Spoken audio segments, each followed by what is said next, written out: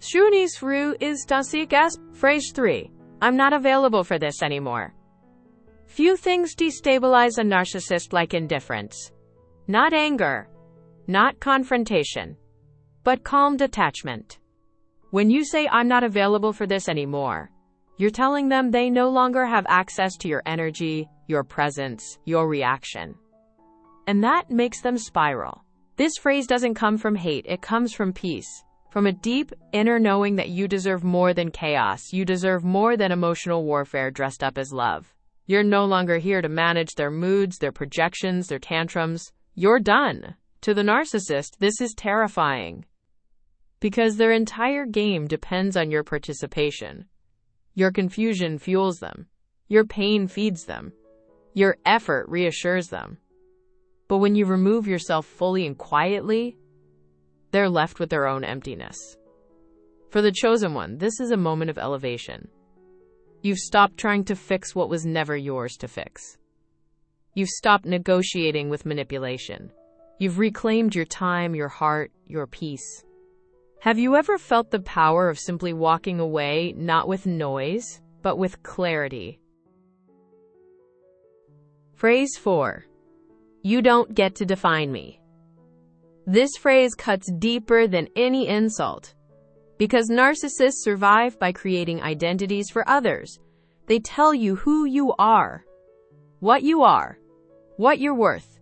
They reduce you to roles that serve them. The caretaker, the failure, the unstable one. But when you reject that definition, you take your soul back. You don't get to define me is a line they can't cross. It sets fire to their illusion of control. Because if they can't shape your identity, they can't manipulate your reality. And if you stop believing their lies, you become untouchable. To the narcissist, this is loss of power in its purest form. No longer can they gaslight you into questioning your value. No longer can they guilt you into submission. You've taken back the pen. You're writing your own name again. For the chosen one, this phrase is sacred. It's a vow, a reclamation, a reminder that your worth is not up for debate, that you were never who they said you were, but always who you were becoming. Have you ever stopped and asked, who was I before they told me who to be?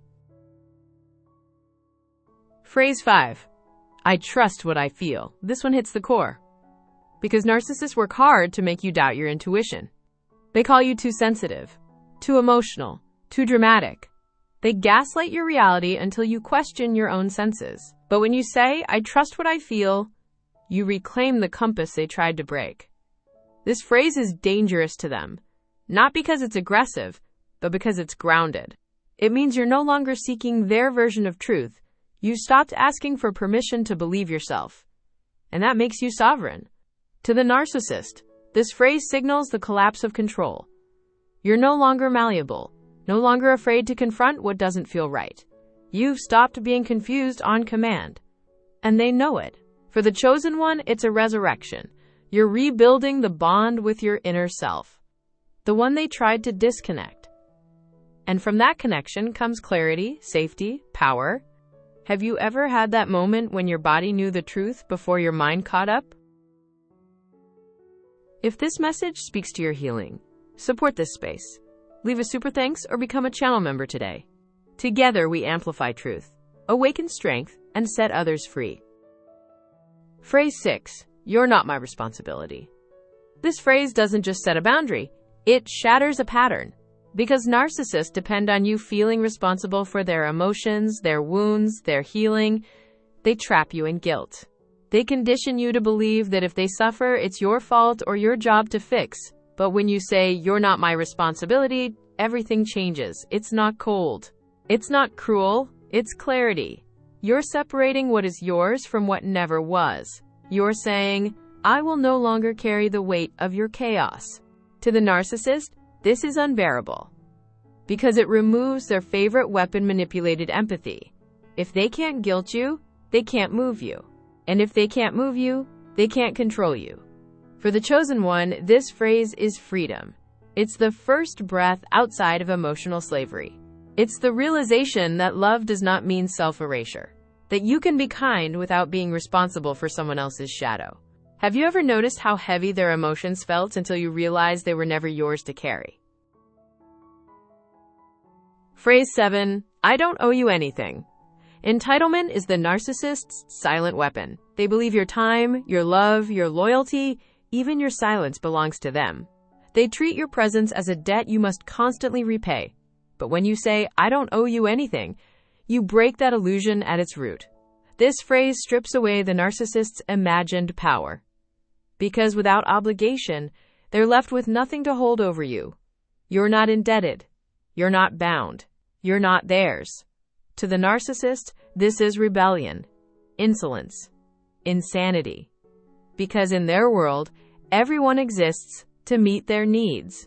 But when you stand up and say you owe them nothing, not your attention, not your explanation, not your forgiveness, you sever the invisible cord. For the chosen one, this phrase is liberation. It's the closing of an energetic door. It's the understanding that relationships built on guilt are not relationships, they're cages. Have you ever mistaken guilt for love until you saw the chains behind it? I som favormenskul tu, nonstisnes in ostisnes. Phrase 8. I choose me. This is the phrase that ends the story. The phrase they fear most.